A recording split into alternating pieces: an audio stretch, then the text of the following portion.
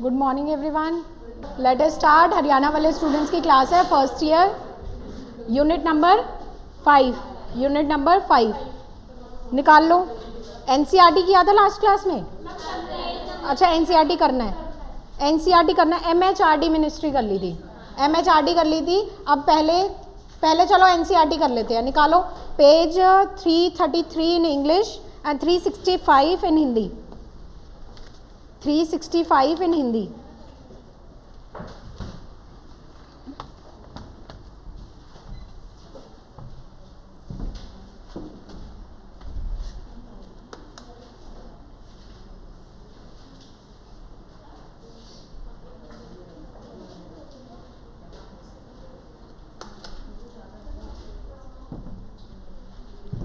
तो एनसीईआरटी के टॉपिक से स्टार्ट करते हैं। पेज नंबर मिल गया सबको? बताओ, चलो एनसीईआरटी की फुल फॉर्म से स्टार्ट करो। क्या होती है एनसीईआरटी की फुल फॉर्म?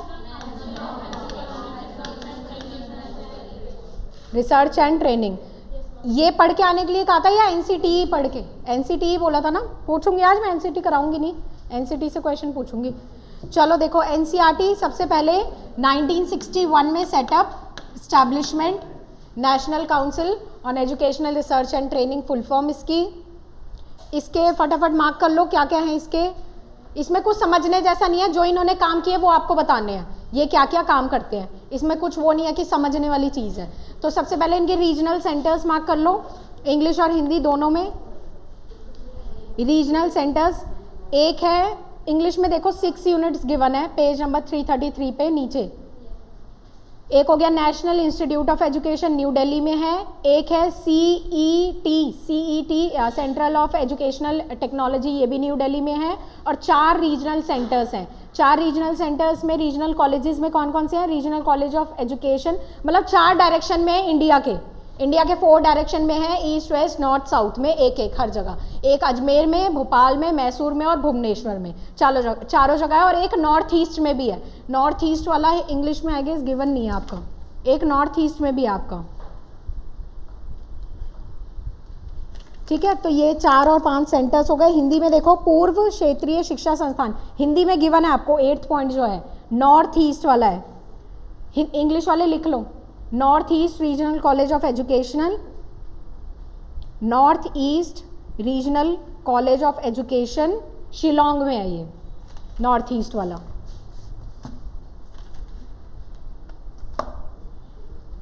अब इनके काम पे आ जाओ कि ये क्या क्या काम करते हैं। हिंदी वाले देखो पहले पेज नंबर 365 पे ही सबसे नीचे, इनके सबसे क्या क्या काम है। विद्यालयों संबंधी जितने भी समस्याएं हैं, जितने भी क्षेत्र हैं, कोई भी बाधा आ रही है, उन सब को मुक्त करना, उन सबसे चीज़ों को मुक्त करना, वो पहले इनका काम।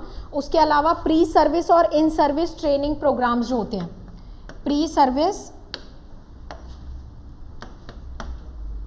सर्विस यानी कि जो अभी आप लोग ले रहे हैं, और इन सर्विस, इन सब से रिलेटेड कोर्स, ट्रेनिंग, ये सब चीज़ें प्रोवाइड करना, ये इनका काम है। अनुसंधान करना, रिसर्च वर्ड आ रहा है इनके नाम में, तो रिसर्च इनका मुख्य काम, सबसे बड़ा काम है इनका रिसर्च का। एजुकेशन की फील्ड में रिसर्च करना कि क्या क्या नई चीज़ें हो सकती हैं, पुरानी क्या क्या चुनौतियां, उनको दूर करने के लिए क्या क्या नए उपाय किए जा सकते हैं। तो रिसर्च वर्क, अनुसंधान, शोध काम इनका सबसे बहुत महत्वपूर्ण काम है। नेक्स्ट देखो 4th पॉइंट में, राष्ट्रीय भाषा और भारत सरकार द्वारा मान्यता प्राप्त भाषाओं का पाठ्यक्रम और प्रकाशन, यानी कि पब्लिकेशन का काम है इनका। बुक्स पब्लिश होती हैं स्कूल में, कभी ध्यान दिया हो फर्स्ट पेज बुक का खोला हो तो सबसे पहले ही ऊपर लिखा आता है एनसीईआरटी, उसकी फुल फॉर्म लिखी रहती है फर्स्ट पेज पे ही। तो एनसीईआरटी द्वारा प्रकाशित वो पुस्तकें होती हैं, अलग अलग जितनी भी भारत की भाषाएं हैं, मान्यता प्राप्त वाली जितनी भी भाषाएं हैं, उनमें प्रकाशन करना, पब्लिश करना बुक्स, ये इनका काम है। उसके अलावा नेक्स्ट है एक्सपेरिमेंटेशन और इनोवेशन। इनोवेशन क्या होता है? तो उसको तो सर्च करना भी बोलते हैं, रिसर्च करना भी तो वही हो गया। तो इनोवेशन वर्ड का क्या मतलब हो? कुछ नई चीज़ें खोजना जिसके बारे में पता ही नहीं है, इनोवेट करना कुछ नई चीज़ें। रिसर्च करना क्या होता है? कुछ चीज़ें आपको पता है, समस्याएं पता है, उसको लेके आप रिसर्च कर रहे हो, कुछ काम कर रहे हो कि उसका समस्या का समाधान हो जाए। और इनोवेट करना कुछ नया बना लेना, कुछ नया चीज़ें इनोवेट करना, ये हो गया। फिर है सेमिनार्स वगैरह का आयोजन करना, नेशनल लेवल पे, ये नेशनल लेवल एजेंसी है, तो स्टेट लेवल पे सबको सलाह देना, नेशनल लेवल पे काम करती है ये। उसके बाद है देखो यूजीसी द्वारा आयोजित पात्रता परीक्षा में उत्तीर्ण पात्रों को पीएचडी डिग्री अथवा स्नातकोत्तर कार्यों के लिए रिसर्च फेलोशिप प्रदान करना। यानी कि जो नेट का पेपर होता है ना, नेशनल एलिजिबिलिटी टेस्ट, जैसे सीटेट होता है आपका, ऐसे ही नेट का पेपर होता है, पोस्ट ग्रेजुएशन के बाद दिया जाता है वो पेपर। वो इसलिए दिया जाता है ताकि आगे चल के जिसको पीएचडी करनी है या एज आ वो बनना है, क्या बोलते हैं उसको, असिस्टेंट प्रोफेसर के लिए होता है, और आगे चल के जिसे पीएचडी करनी है तो जो वो पीएचडी करने के लिए फेलोशिप मिलती है। फेलोशिप एक तरीके की स्कॉलरशिप होती है, मंथली स्टाइपेंड मिलता है, मंथली कुछ पैसे मिलते हैं कैंडिडेट को, वो अपनी फेलोशिप 5 या 6 साल की जितने भी पीएचडी का कोर्स रहता है उसको करने के लिए मंथली कुछ अमाउंट रहता है। हर सब्जेक्ट का अलग अलग रहता है, जैसे आप सबका सब्जेक्ट हो गया कुछ और है, कुछ एजुकेशन सब्जेक्ट है, कॉमर्स सब्जेक्ट है, हर सब्जेक्ट के लिए अलग अलग 30,000 35,000 सबका अलग डिवाइडेड है कि किसको कितनी मिलती है, तो वो सब प्रदान करने का काम इनका है। उसके अलावा देखो क्या है इंपॉर्टेंट जो है 11वां पॉइंट देखो, वो इसका एक इम्पॉर्टेंट पॉइंट है, विश्वविद्यालय, केंद्रीय विद्यालयों के संगठन, केंद्रीय माध्यमिक शिक्षा बोर्ड, राज्य के शिक्षा बोर्ड, नवोदय विद्यालय, जितने भी संगठन है उसमें एक समन्वय स्थापित करना है। यानी कि जितने भी स्टेट बोर्ड्स हो गए, सीबीएसई हो गया, आईसीएसई बोर्ड हो गया, और जितने भी एनआईओएस हो गए, बोर्ड्स जितने भी हो गए, जो भी स्कूली तैयारी करवाते हैं जो भी बच्चों के, सब में कोऑर्डिनेशन रहे, मीन्स एक यूनिफॉर्मिटी स्थापित करने का काम है इनका ओवरऑल एजुकेशन में, पूरे इंडिया की ओवरऑल एजुकेशन में एक यूनिफॉर्मिटी यानी कि समानता आए, ये काम इनका है। उसके अलावा क्वालिटी आए, ये इस काम के लिए ध्यान दिया जाता है, क्वालिटी इंप्रूवमेंट पे ध्यान दिया जाता है।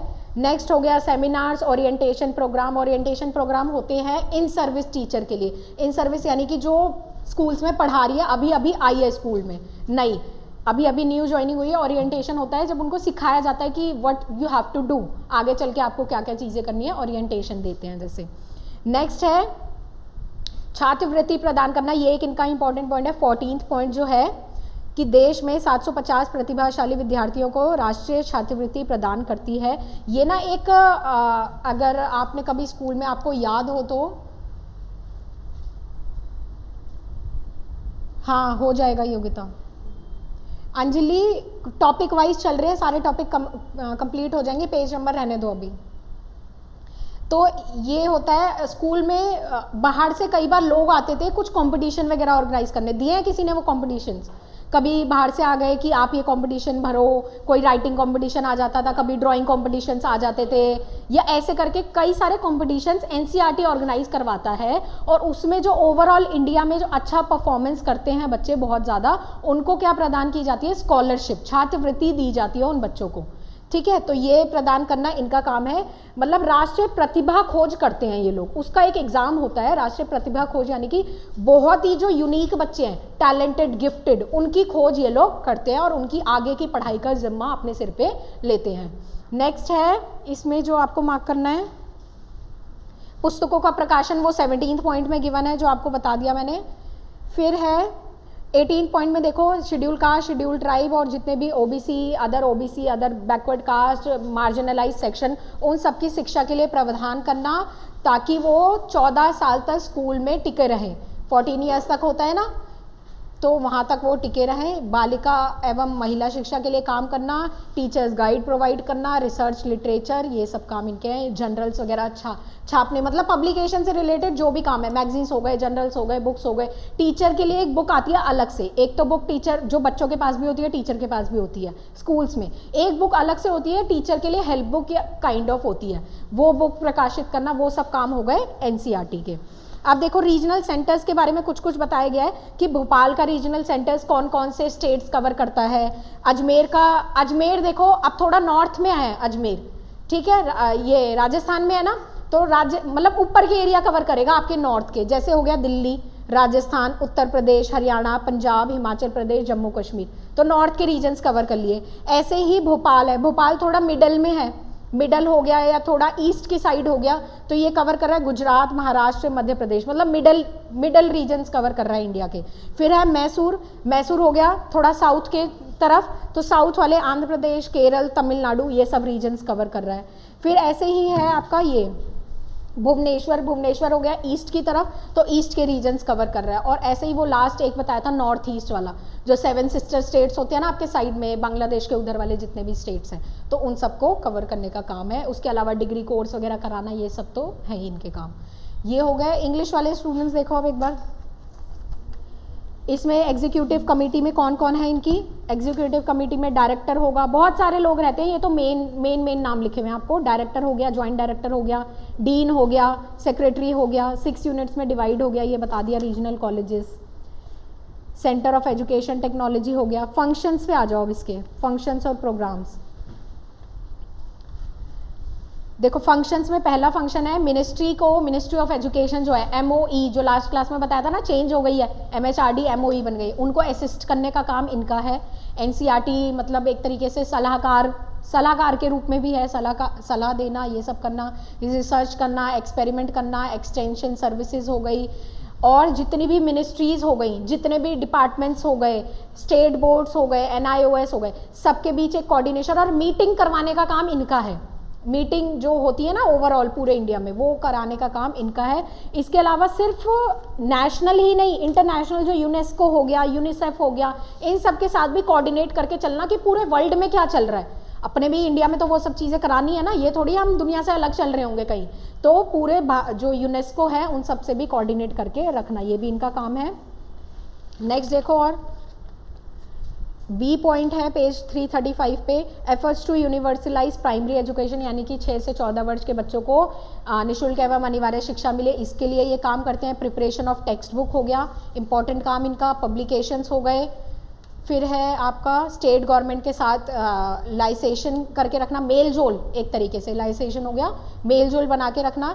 फिर वो देखो नेशनल टैलेंट वाला, जो हिंदी में आपको बताया ना प्रतिभा खोज वाला, G वाला पॉइंट है वो, नेशनल टैलेंट सर्च स्कीम, तो ये सारी चीज़ें कराना, ये सारे काम इनके हैं। इसके अलावा ये ना डिपार्टमेंट्स गिवन है, कुछ डिपार्टमेंट्स देखो पेज 333 से स्टार्ट है नीचे से, और 334 तक चल रहे हैं। कितने सारे डिपार्टमेंट्स इनके अंतर्गत है, तो इसको रीड भी कर लोगे ना एक बार, तब भी आपको इसके काम समझ आ जाएंगे, रीड करने से ही पता लग जाएंगे। चाइल्ड स्टडी हो गया, साइकोलॉजी हो गया, सोशली यूजफुल प्रोडक्टिव वर्क बताया था लास्ट क्लास में, SUPW 1986 की पॉलिसी में आया था, 1986 की, वो वाला पॉइंट है देखो, 10th वाला point, socially useful productive work unit होगी इनकी एक। वर्कशॉप डिपार्टमेंट, यूनिसेफ का डिपार्टमेंट, टैलेंट सर्च, जितने भी काम करेंगे उसके अलग अलग डिपार्टमेंट्स होंगे इनके। ये था NCERT। नेक्स्ट आ जाओ अब NCTE पे, national council for teacher education, national council for teacher education. किसी के भी काम याद रखने हैं ना, तो उसके नाम की फुल फॉर्म ज़रूर याद रखनी है आपको। जैसे NCERT की ट्रेनिंग रिसर्च वर्ड इसी के अंदर आ रहा है, उसी से आपको काम याद रहेंगे इनके। NCTE, चलो फुल फॉर्म बताओ NCTE की। पेज नंबर हिंदी में पहले है ये वाला, पेज नंबर 360 पे है हिंदी मीडियम, जो भी बच्चे ऑनलाइन है पेज 360 पे, और इंग्लिश में है 336 पे। NCERT के क्या काम होते हैं, 1 by 1 बताओ।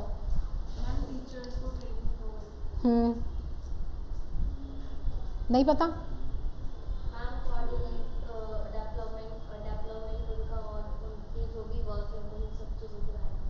नेक्स्ट।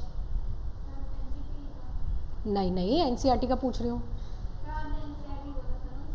NCT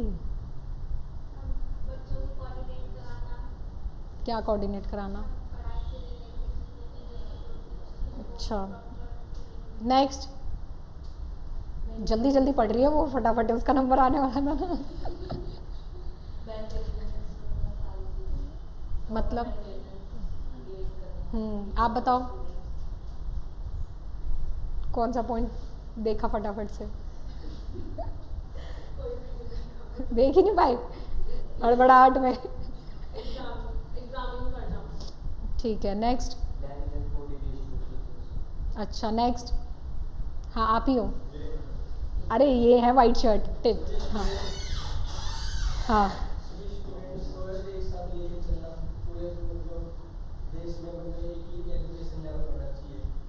ये NCT में आएगा।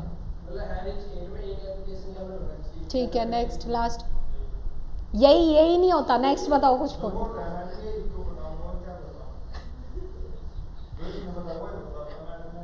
आप बताओ। हाँ मैम एग्जाम्स मतलब ऐसे एग्जाम्स करना जो टीचर एजुकेशन के लिए होते हैं, मतलब एग्ज़ाम कंडक्ट कराना अच्छा पॉइंट है। टीचर्स के गोल्स को अचीव करवाना, टीचर्स का जो गोल्स होते हैं अचीव करवाना, गोल्स को अचीव कराना। प्रमोट और कंडक्ट करना इनोवेशन में, प्रमोट और कंडक्ट करना। अच्छा। मैम टीचर्स की ट्रेनिंग कराने से भी हमारी हो गई एनसीटी के अंडर। Good good point. ये जो आप कर रहे हो एनसीटी के अंडर ही तो है। तो डिप्लोमा 2 साल का कराना। हाँ गुड। टीचर को प्रिपेयर करना स्टूडेंट्स के लिए। सर्विस लेना और न्यू गाइडलाइंस पर वेट करना, न्यू कोर्स लास्ट। टीचर को बुक प्रोवाइड करवाना। अच्छा चलो, मतलब नहीं पढ़ा इन शॉर्ट, इससे पता लग रहा है। हाँ अंजलि बताओ। शिक्षा स्तर को अच्छा बनाने रखने के लिए शिक्षा को बदलते हुए, हाँ बिल्कुल करेक्ट। ठीक है ठीक है अंजलि। और बाकी जो बच्चे ऑनलाइन है, ज्योति, कशिश, मेनका। हाँ ठीक है योगिता।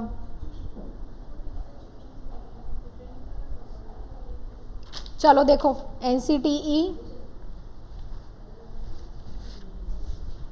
इंग्लिश मीडियम वाले स्टूडेंट्स देखो पहले इस बार। 1973 में इसको लेके आया गया था एज अ एडवाइजरी बोर्ड कि ये एडवाइस देगा, एडवाइस देने का काम था। लेकिन बाद में इसको एज अ काउंसिल के तौर पे रखा गया। सिर्फ एडवाइजरी इनका काम नहीं रहा, मतलब पूरे ऑल ओवर इंडिया टीचिंग से रिलेटेड जो भी काम है वो इनके अंडर आ गए, एनसीटी के अंडर, जो जैसा कि आप लोगों ने भी बताया। क्यों? तो वो उस पर यूट्यूब पे देख लो ना, अपलोड हो गई अब। तो ये बच्चे तो देख रहे हैं, कमेंट भी कर रहे हैं। इनसे करा के जाना आज कि सर कैसे होगा, ये चल क्यों नहीं रही, पूछना इनसे, क्योंकि हैं 10 बच्चे तो ऑनलाइन हैं अभी। हाँ 1-2 दिन बाद होती है। अभी जाओ, मिथुन सर बैठे होंगे, उनको बोलना सर इसमें क्लास नहीं चल रही है, एक बार पूछ के उनसे कि सर कैसे चलेगी क्लास। एक संडे की तो वो जो 20th फैब की है शायद वो क्लास। हाँ मुझे लग रहा है 19th या 20th फैब की है वो क्लास हो चुकी है डिलीट। उसका जो भी कोर्स है, कंटेंट है, मैंने बताया भी था शायद किसी बच्चे को।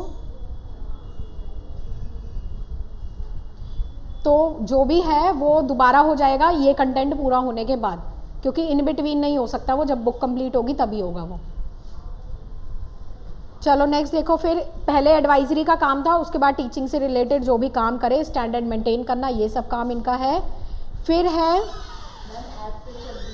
तो ऐप पे ही तो चलेगी, यही तो मैं अभी बता, मैंने आपको क्या बोला कि बाद में यूट्यूब पे अपलोड हो जाती है, मतलब बाद में होती है वो, ऐप पे तो साइट पे चलती है ना। हाँ पोर्टल पे चलती है क्लास। ऑब्जेक्टिव्स देखो, कोऑर्डिनेट करना पूरे ऑल ओवर इंडिया, ये काम है। नॉर्म्स और स्टैंडर्ड्स मेंटेन करके रखना। Research and training, in service, pre service, जो भी ट्रेनिंग्स है वो प्रोवाइड करवाना। Non formal education, part time education teachers के लिए, ये सब चीज़ें, एडल्ट एजुकेशन ये प्रोवाइड करना। उसके बाद इसके हेड क्वार्टर्स मार्क कर लो, न्यू दिल्ली में है, और रीजनल कमेटीज़ काफ़ी जगह पे हैं, बेंगलोर, भोपाल, भुवनेश्वर और जयपुर। रीजनल कमेटीज़ काफ़ी सारी जगह हैं इनकी। 1973 में जो मैंने बताया एज अ एडवाइजरी स्टार्ट हुआ था, लेकिन एट द एंड जब ये एनसीटी प्रॉपर बन गया ना, जब इन्होंने काम स्टार्ट किया 1995 में इनका काम स्टार्ट हुआ था, 1995 में। हाँ ये दिया ऑर्गेनाइजेशनल स्ट्रक्चर वाले में, पेज 336 पे ऑर्गेनाइजेशनल स्ट्रक्चर जहाँ पे लिखा है उसी की फर्स्ट लाइन में है। एनसीटी ही has its headquarter at New Delhi, दिख गया। फिर है देखो इसके काम भी लिखे हुए हैं, establishment and legal matters, research, policy planning, monitoring, curriculum, innovation, coordination, library, documentation, in service programme. Headquarter को जो हेडक्वार्टर्स हैं इज हेडेड बाय चेयरपर्सन, और रीजनल कमेटीज़ जितने भी है, यानी कि जो जयपुर, भुवनेश्वर, भोपाल वगैरह में है, वो रीजनल डायरेक्टर द्वारा हेड की जाती हैं।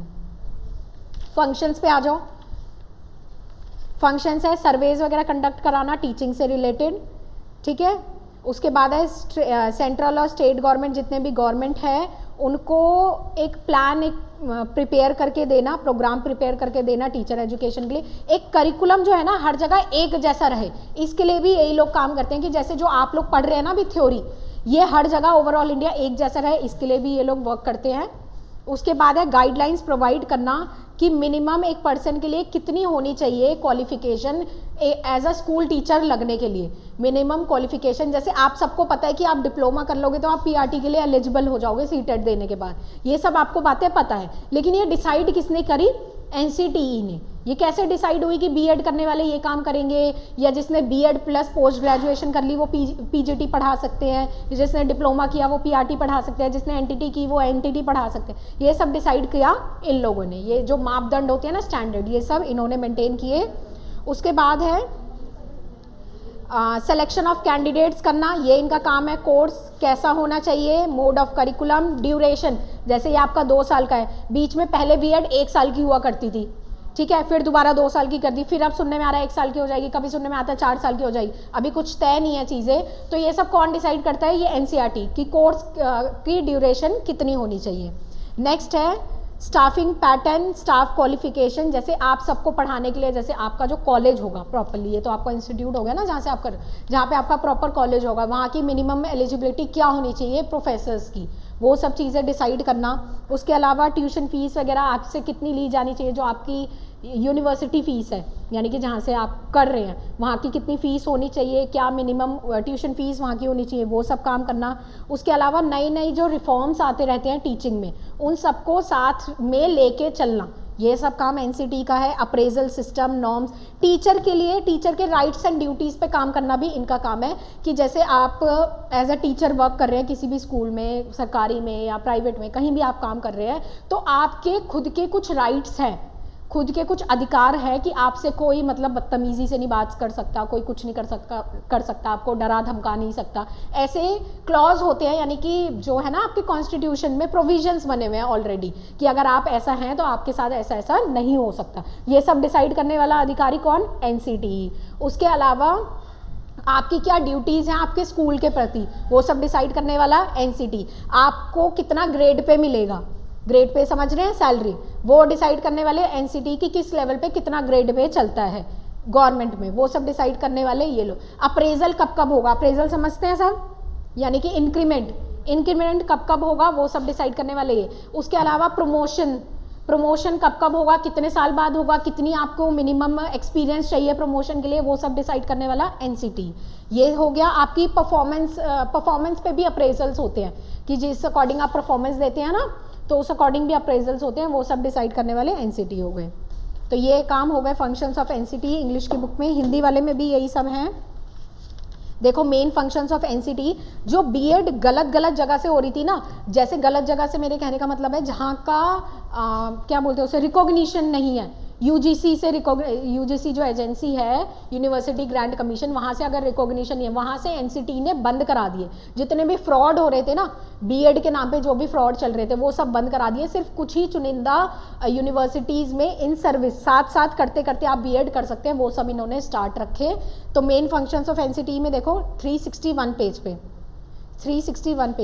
1995 वाला पॉइंट हिंदी की बुक में नहीं गिवन कि 1995 से इन्होंने वर्क करना स्टार्ट किया, वो लिख लो 1995 से। 93 में स्थापना हुई थी, दो याद रखने हैं इसमें आपको, ये 1973 और 1995।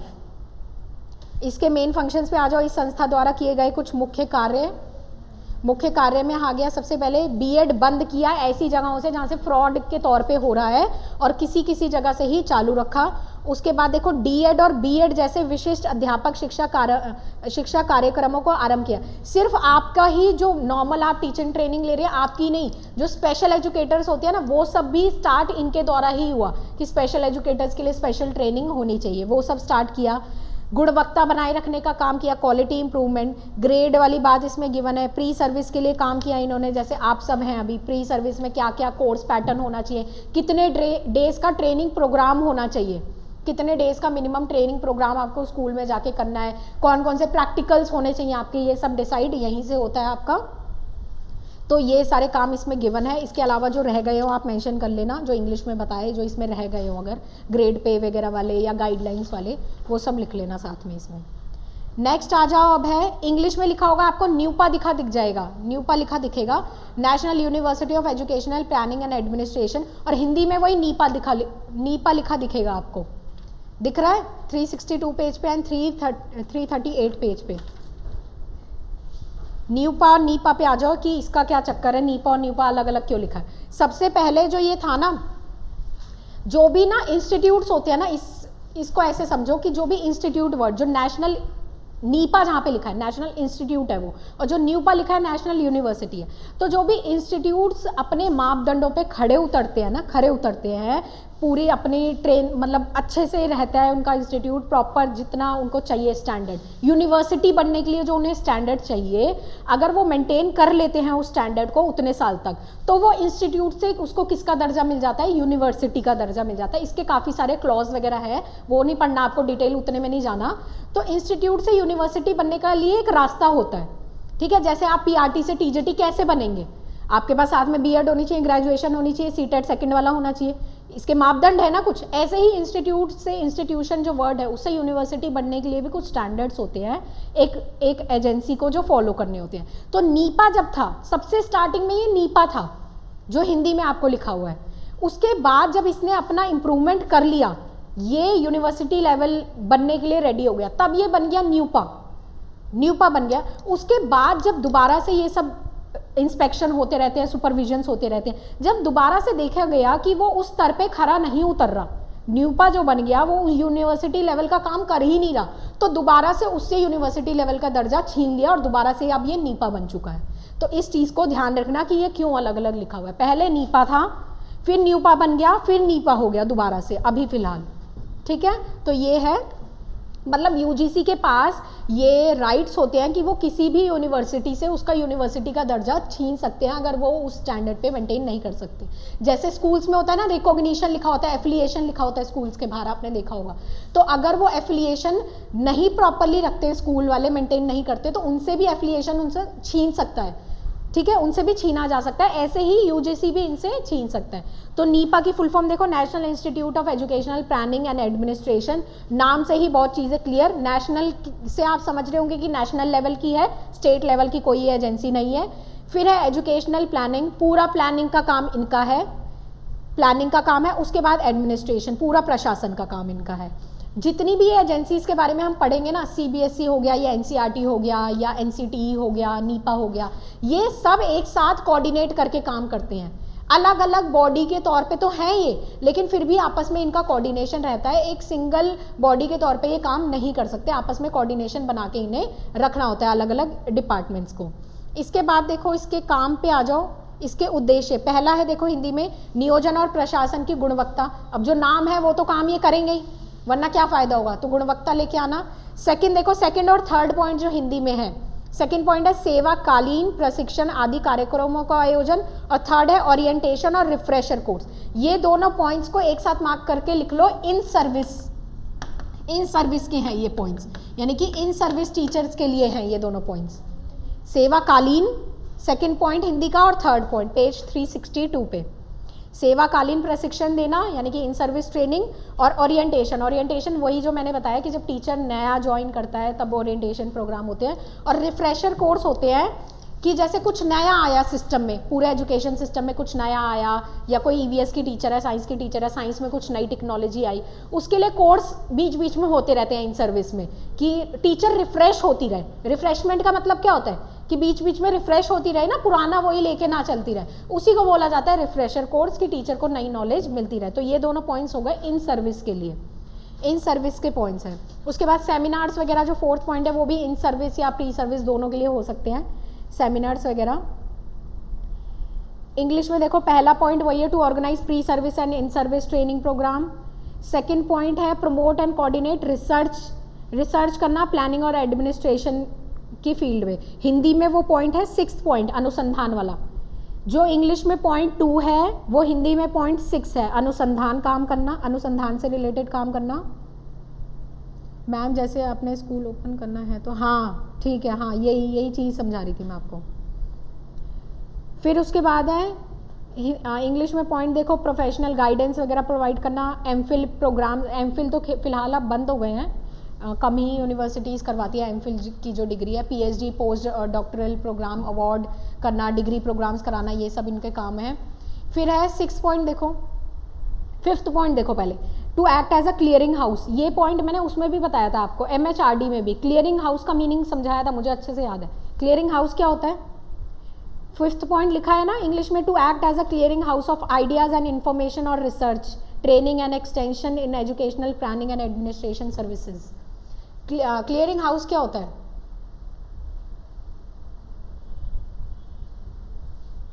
बताओ, जो ऑनलाइन है बच्चे उनमें से किसी को पता हो क्लियरिंग हाउस?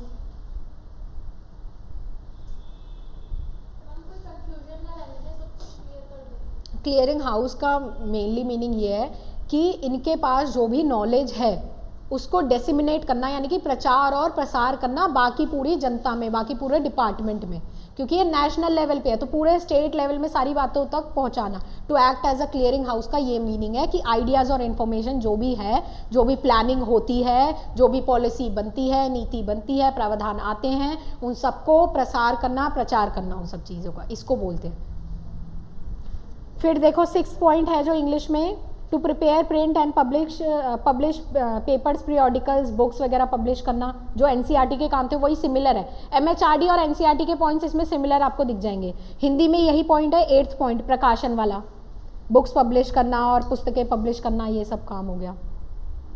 कंसल्टेंसी सर्विसेज भी प्रोवाइड करता है। कंसल्टेंसी यानी कि एडवाइस करना गवर्नमेंट्स को, गवर्नमेंट वगैरह को एडवाइस करने के काम भी होते हैं इनके। फिर है देखो टू ऑर्गेनाइज ओरिएंटेशन वाला प्रोग्राम, 9th और 10th पॉइंट मैंने बता दिया। ओरिएंटेशन वाला जो हिंदी में पॉइंट नंबर था ना 3rd पॉइंट, वो इंग्लिश में 9th और 10th पॉइंट है। Orientation programme, seminars, discussion, GD, ये सब। फिर है award consultancy work services, point number 7 है परामर्श हिंदी में, और पॉइंट नंबर 11 है इंग्लिश में, to award consultancy work, consultancy यानी कि परामर्श देना। देन है to collaborate with other agencies, यानी कि यूजीसी, एनसीईआरटी, सबके साथ मिलके काम करना। ये वाला पॉइंट सबके पॉइंट्स में आएगा, चाहे एनसीईआरटी में लिख लो, चाहे एमएचआरडी में लिख लो, एनसीटी में लिख लो या नीपा में लिख लो, कि बाकी सबके साथ मिलके काम करना। ऑब्जेक्टिव्स होते हैं कि क्या चाहते हैं, तो जो चाहेंगे वही तो काम करेंगे, तो फंक्शन ऑलमोस्ट सिमिलर। ऑब्जेक्टिव्स वही होते हैं ना कि आप चाहते क्या हो एट द एंड, गोल्स क्या हैं, तो काम वही तो करोगे अपने गोल्स को पूरा करने के लिए। पॉइंट नंबर 9 है to collaborate with other agency, Hindi में है वो point number 5th, point number 5th है वो पॉइंट, समान संस्थाओं का तंत्र तैयार करना, एक जैसा नेटवर्क तैयार करना एक जैसी संस्थाओं का। और 9th पॉइंट भी वही है, अन्य संस्थाओं के साथ सहयोग। फिर है पॉइंट नंबर 14 और 15 इंग्लिश में, फेलोशिप प्रोवाइड करना, एकेडमिक अवार्ड देना, ऑनरी फेलोशिप देना। और हिंदी में है ये पॉइंट नंबर 10 मिल जाएगा आपको, छात्रवृत्ति और फेलोशिप प्रदान करना। गतिविधियां देखो, गतिविधियों में वही पॉइंट्स है जो अभी आप पूछ रहे थे ना फंक्शंस में। फंक्शंस में देखो 5 फंक्शन गिवन है आपको, हिंदी वाले देखो पहले, हिंदी मीडियम वाले 5 फंक्शन गिवन है, वही हम अभी इसमें कर चुके हैं उद्देश्य में। पहला हो गया रिसर्च, कर लिया उद्देश्य में।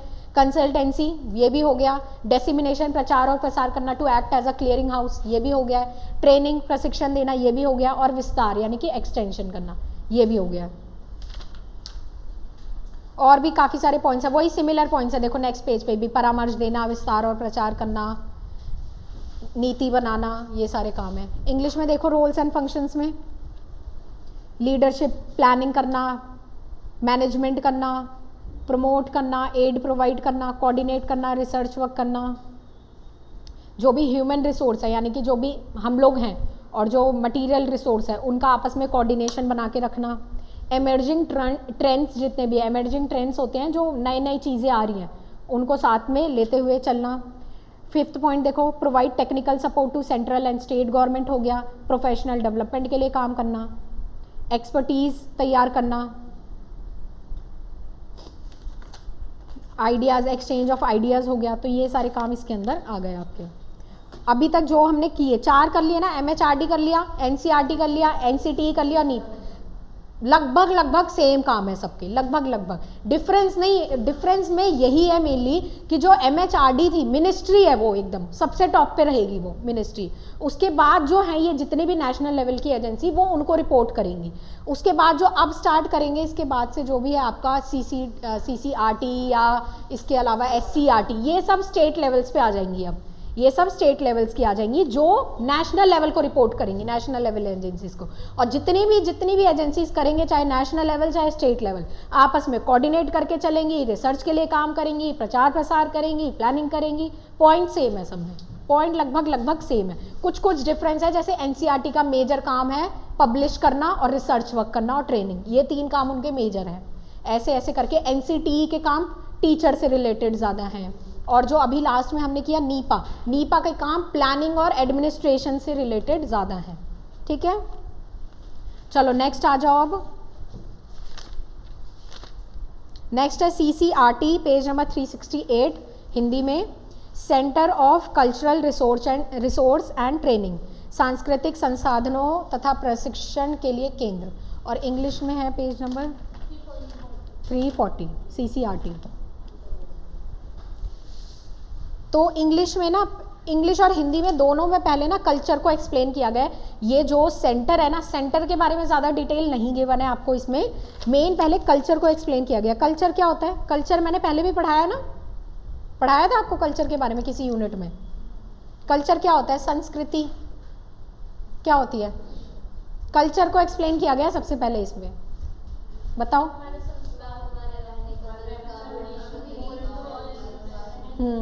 वन बाय वन बोलो। हाँ, वेयरिंग क्लोथ्स, और लास्ट में आप बता रही थी कुछ, बिलीव्स, थॉट्स। हाँ, क्या चीज़? रीजनल हो गए, सबके अलग अलग कल्चर हो गए। तो कल्चर के बारे में सब ओवरऑल जानते हैं। 2 तरीके के कल्चर पढ़ाए थे शायद, पता नहीं, मुझे याद नहीं आ रहा। 2 तरीके के कल्चर, एक हो गया ये थॉट्स और बिलीव्स जो हमारे अंदर है, थॉट्स और बिलीव, और एक हो गया मटीरियलिस्टिक। ठीक है, जो हम पहनते हैं, जो हम दिखते हैं सामने से, जो हमारा रहन सहन है, खान पान है, वो हो गया आपका मटीरियलिस्टिक कल्चर। दोनों के बीच अगर आगे पीछे होके चलेंगे दोनों, कि मटीरियलिस्टिक तो आप बहुत ज़्यादा हैं और सोच आपकी बहुत छोटी है, या थॉट्स आपके बहुत छोटे हैं, नैरो हैं, तो उसके बीच के गैप को क्या बोलते हैं? Cultural lag. ये मैंने पढ़ाया था। ठीक है, उन दोनों के बीच जब भी कभी गैप आ जाएगा, हाँ ठीक है अंजलि, उन दोनों के बीच जब भी कभी गैप आ जाएगा थिंकिंग में, थॉट में और रहन सहन में, तो उसको बोला जाएगा कल्चरल लैग, यानी कि कमी, दूर हो जाते हैं एक दूसरे से। तो ये है कल्चर। इसकी डेफिनेशन गिवन है दोनों बुक्स में। देखो, एक टेलर की डेफिनेशन होगी इंग्लिश में भी हिंदी में भी, रॉचेक की डेफिनेशन है, राल्फ लिटन की डेफिनेशन है, काफ़ी सारी डेफिनेशन है। 1-2 जो भी आपको ठीक लगे अपने अकॉर्डिंग आप कर लीजिएगा। टेलर वाली सबसे सही है डेफिनेशन। संस्कृति वह जटिल पूर्णता है जिसमें ज्ञान, विश्वास, कला, नैतिकता, नियम, रिवाज और समाज के सदस्यों के रूप में मनुष्य द्वारा अर्जित की जाने वाली अन्य योग्यताएं तथा आदतें सम्मिलित रहती हैं। सारी चीज़ें कंबाइंड करके इन्होंने एक डेफिनेशन बना दी। लॉज, कस्टम्स, बिलीव्स, एजुकेशन, सब कुछ। ठीक है, संस्कृति को एक्सप्लेन किया गया इसी पेज पे 369 पे हिंदी में। उसके बाद देखो नेक्स्ट आ जाओ, जो अलग अलग चलता है ना कल्चरल लैग वाला पॉइंट, वो आपको दिख जाएगा, शायद इसमें गिवन भी होगा, चलो उसको रहने दो। इस पे आ जाओ, centre for cultural resource and training. इसके क्या क्या काम है, मेन इसके काम देखो। इसकी स्थापना 1979 में, इस्टेब्लिशमेंट ईयर सबका पता होना चाहिए आपको, इस्टेब्लिशमेंट ईयर 1979 में किया गया। ये इसलिए किया गया, देखो कल्चर, ताकि हम अपने कल्चर को ना भूलें, कल्चरल एक्टिविटीज साथ साथ एजुकेशन के साथ साथ चलती रहें। ठीक है, कल्चरल एक्टिविटीज़ एजुकेशन के साथ साथ चलती रहे, संस्कृति हमारी जो है वो साथ साथ चलती रहे। इसके काम देखो 5-6 पॉइंट्स इसमें गिवन है। पहला हो गया संसाधन और प्रशिक्षण देना, भारतीय जो भी कला है, गीत संगीत हो गए या लोक नृत्य हो गए या और जितनी भी संस्कृति हो गई, वो बढ़ावा देना, ऑडियो रिकॉर्डिंग, फिल्म वगैरह दिखाना, ये सब चीज़ें हो गई। CCRT अध्यापक जो है अवार्ड प्रस्तुत करता है। उसके अलावा सैर की व्यवस्था करना, संग्रहालय जो हो गए ना, जितने भी म्यूजियम्स वगैरह हो गए, म्यूजियम में बच्चों को विजिट कराती है ना, पुराने म्यूजियम्स हो गए, कॉइन्स वगैरह दिखाए जाते हैं, हिस्टोरिकल प्लेसेस लेके जाया जाता है, वो सब इसी के अंतर्गत आ गया। उसके अलावा एक स्कॉलरशिप स्कीम चलाई जाती है, cultural talent search scholarship scheme 10 से 12 वर्ष के बच्चों के लिए, कि ऐसे बच्चे ढूंढे जाते हैं जिनके अंदर टैलेंटेड है, कल्चरली टैलेंटेड है जो बच्चे, मतलब कोई अच्छा उन्हें लोक नृत्य आता हो, ठीक है, भारत का कोई लोक नृत्य आता हो, कोई डांस परफॉर्मेंस, गाना और ये सब चीज़ें जो भी एक्टिविटीज़ होती है, तो ये इनके काम है। मेन फंक्शंस में इसमें भी देखो, इंग्लिश में भी इसके दिया हुआ है, एस्टैब्लिशमेंट ईयर इंग्लिश में भी दिया हुआ है पॉइंट नंबर 3 में, जहाँ पे स्टार्ट हो रहा है, centre for cultural resource and training, establishment in 1979, autonomous body की तरह काम करती है। रीजनल सेंटर्स वगैरह बताए गए हैं आपके कहाँ कहाँ पे हैं, गुवाहाटी वगैरह में। हेडक्वार्टर्स वही न्यू दिल्ली में ही है, इसके हेडक्वार्टर्स भी गुवाहाटी में है, हैदराबाद में है, उदयपुर में है इसके रीजनल सेंटर्स। मेन फंक्शंस पे आ जाओ, थीम बेस्ड एकेडमिक प्रोग्राम करवाना, ट्रेनिंग और knowledge in craft work, handicraft और हस्तकला वगैरह, इस पे ध्यान देना। बच्चे एजुकेशन के साथ साथ अपनी संस्कृति ना भूले, कुछ कुछ कल्चरल एक्टिविटीज़ ऐसे कराते रहना, प्रोग्राम्स कंडक्ट कराते रहना। ऐसी library develops a library of resource, जहाँ पे स्क्रिप्ट्स हो, डिजिटल फोटोग्राफ्स हो, ऑडियो विजुअल रिकॉर्डिंग, जो अभी हिंदी में किया वही पॉइंट है। इंकरेजमेंट करने का काम है मेनली इनका, कि आजकल की जो जनरेशन है वो ज़्यादा आर्टिफिशियल इंटेलिजेंस वाली हो गई है, ठीक है, मोबाइल फ़ोन्स ये सब, संस्कृति भूलते जा रहे हैं, वेस्टर्न कल्चर अपनाते जा रहे हैं। तो ये मेन इनका यही काम है कि अपनी संस्कृति बच्चे ना भूलें, कुछ कुछ ऐसी चीज़ें डिसमिनेट करते रहें। स्कॉलरशिप वाला पॉइंट इसमें भी है, देखो, कल्चरल टैलेंट सर्च स्कॉलरशिप 10 से 14 वर्ष के बच्चों के लिए, ये CCRT का काम है। नेक्स्ट है आपका SCERT, और एक रह गया इसमें डाइट, मतलब इस वाले टॉपिक में एक दो टॉपिक्स आपके रह गए हैं, SCERT और डाइट्स। इन दोनों को फटाफट से फिनिश कर देते हैं आज, और नेक्स्ट क्लास में NCF मुझे ऐसा लग रहा है यूनिट 2 में भी किया है हमने NCF वाला 351 पेज पे देखो, इंग्लिश में NCF जो गिवन है, नेशनल करिकुलम फ्रेमवर्क, कर लिया होगा, तो इसको मैं नहीं कराऊंगी, इसको आप अपने आप करेंगे। करिकुलम फ्रेमवर्क ज़रा अपने आप से पढ़ के आएंगे नेक्स्ट क्लास में, थोड़ा बहुत ओवरव्यू मैं आपको दे दूंगी। और उसके बाद है national curriculum framework for teacher education, ये इंपॉर्टेंट है, ये करेंगे नेक्स्ट क्लास में। नेक्स्ट में ही पूरा हो पाएगा ये आपका, नेक्स्ट क्लास में ही पूरा हो पाएगा, अभी नहीं, आज नहीं पूरा हो पाएगा ये बुक आपकी। चलो SCERT और डाइट वाला देख लो फटाफट, इंग्लिश वाले निकालो पहले, पेज नंबर 342। SCERT NCERT पढ़ लिया सबने, समझ आ गया आपको। NCERT काम करता है नेशनल लेवल पे, वही सारे काम SCERT स्टेट लेवल पे करेगा। जो भी गाइडलाइंस NCERT देगा, मेन इनका जो अलग है ना काम, इनका अलग काम इनका यही है कि जो गाइडलाइंस NCERT प्रोवाइड करेगा, NCERT क्लियरली सुनो, जो गाइडलाइंस NCERT प्रोवाइड करेगा ना, उसको अपने स्टेट में, अपने स्टेट्स में लागू करने का काम किसका है? SCERT का। SCERT इसके अलावा ट्रेनिंग प्रोग्राम्स वगैरह हो गए, वो सब भी कंडक्ट साथ साथ कराती रहती है। तो मेजर इनका यही काम है कि उनकी बात को सुनना, मानना, जो भी वो कह रहे हैं, ठीक है, जो भी वो कह रहे हैं उनकी बात को मानना इनका काम है। देखो इसमें लिखा भी है सेकेंड लाइन में, इंग्लिश में देखो, जहाँ पे 342 पेज पे, the SCERT is in fact a counter part of NCERT in the state. मतलब जो NCERT अपना काम करने के लिए उसने अलग अलग स्टेट्स में SCERT खोल रखे हैं, मेजर इनका ये काम है। अब देखो फंक्शंस है, इसमें आ जाओ, फंक्शंस में वही इन सर्विस, सेम वही काम, एजुकेशनल टेक्नोलॉजीज मेथोडोलॉजी इम्प्लीमेंट करना, डाइट्स के साथ कोऑर्डिनेट करना, डाइट अभी पढ़ेंगे इसके बाद, district institute of education and training, diet के साथ कोऑर्डिनेट करके रहना। डाइट क्या होते हैं? जो ये प्रोग्राम करवाते हैं आपके प्री सर्विस, जो ये ट्रेनिंग प्रोग्राम होते हैं ना, ET वगैरह, ECC वगैरह, DPSC, ये प्रोग्राम जो कराते हैं वो होते हैं डाइट। फिर उसके बाद है कोऑर्डिनेट करके रखना। कोऑर्डिनेट किसके साथ करेगा? नेशनल लेवल एजेंसीज के साथ, NCERT हो गई, NEPA हो गई, UGC हो गई, उन सब के साथ कोऑर्डिनेट करके रखना। देन है आपका डिसेबल्ड चिल्ड्रन को आइडेंटिफाई करना, टीचर्स में अवेयरनेस क्रिएट करना, गाइडेंस देना, TLM प्रोवाइड करना, TLM बनाने के TLM होते हैं टीचिंग लर्निंग मटेरियल बनाने की, उनको सिखाना कैसे बनाने हैं, कैसे यूज़ करने हैं। एग्जामिनेशन प्रिपेयर्स एक question paper for school examination, ये भी SCERT के काम में आ गए।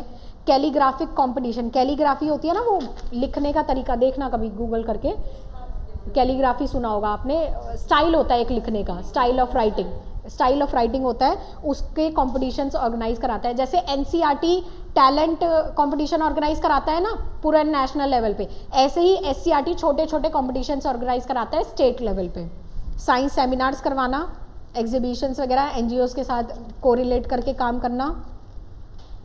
उसके बाद है इंग्लिश का syllabus 1st to 5th class का, ये सब डेवलप करना, टीचर गाइड बुक तैयार करना, सॉफ्टवेयर मटेरियल तैयार करना। ब्रॉडकास्ट सिस्टम, यानी कि ब्रॉडकास्ट जैसे DD नेशनल वगैरह वो जो चैनल्स होते हैं ना, तो बच्चों के लिए जैसे अभी कोविड चल रहा था, बिल्कुल सब बंद था, तो कुछ ऐसे अभी पढ़ेंगे इसी यूनिट में है आपको आगे चल के, स्वयं प्रभा करके चैनल्स वगैरह होते हैं, काफ़ी सारे चैनल्स होते हैं ऑनलाइन, वो सब जो ब्रॉडकास्टिंग होती है ना टीवी पे आ जाए ताकि बच्चे एक साथ पढ़ लें उन सब चीज़ों को, वो सब काम भी ये करने में हेल्प करते हैं। सिलेबस वगैरह डिसाइड करना, नेशनल लेवल साइंस एग्जीबिशन करना, ये काम हो गए इनके। हिंदी में देखो, राज्य शैक्षिक अनुसंधान एवं परीक्षण परिषद, 12 डिपार्टमेंट्स होते हैं इसके अंदर, ये लिख लो इंग्लिश वाले में मैं बताना भूल गई, 12 डिपार्टमेंट्स होते हैं इसके अंतर्गत SCERT में। देखो हरियाणा में कब खुली थी SCERT, 1979 में, हरियाणा में लिखा हुआ है इसमें, अप्रैल 1979 में।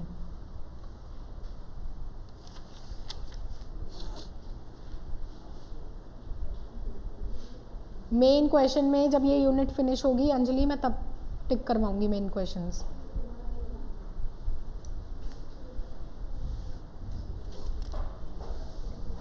ठीक है, इसके अंदर 12 डिपार्टमेंट्स वर्क करते हैं अलग अलग, जैसे मैथ्स डिपार्टमेंट हो गया, डिपार्टमेंट्स देखो कैसे होते हैं, मैथ्स डिपार्टमेंट हो गया, मैथ्स के लिए, गणित के लिए एक विभाग, साइंस के लिए एक विभाग, इन सर्विस या प्री सर्विस टीचिंग के लिए एक विभाग हो गया, और हो गए बुक्स वगैरह के लिए एक विभाग हो गया, पब्लिश करने के लिए एक विभाग हो गया, ऐसे करके अलग अलग डिपार्टमेंट, 12 डिपार्टमेंट्स होने ज़रूरी है। कई कई जगह पे कम भी होते हैं, जैसे किसी किसी स्टेट में कहीं पे 11 भी होंगे, कहीं पे 10 भी मिल जाएंगे आपको, तो 12 होने चाहिए इसमें।